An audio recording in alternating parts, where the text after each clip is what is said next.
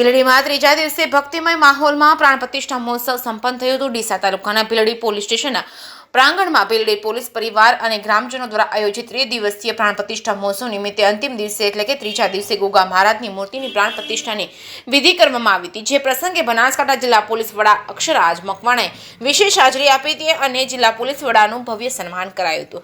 Bhildi police સ્ટેશનના પ્રાંગણમાં પ્રાણ પ્રતિષ્ઠા મહોત્સવમાં બનાસકાંઠા જિલ્લા ભાજપ પ્રમુખ કીર્તિસિંહ વાઘેલા, ડીસાના સેવાભાવી અને ગુજરાત ભાજપ બક્ષી પંચ મોરચાના પ્રદેશ મંત્રી પીએન માળી તેમજ દિયોદરના એએસપી સુબોધ માનકર પણ હાજરી આપી હતી। ભીલડીના પીઆઈ ધવલભાઈ પટેલ તેમજ પીએસઆઈ એકે દેસાઈ, ભીલડી પોલીસ પરિવાર તેમજ પત્રકાર મિત્રો, રાજકીય આગેવાનો અને સામાજિક આગેવાનો, આજુબાજુના ગામના ડેલિકેટ, સરપંચ આગેવાનો બોડી સંખ્યામાં ઉપસ્થિત રહ્યા હતા। જે કેસ ગુજરાતી સાથે ભરત ઠાકર, ડીસા।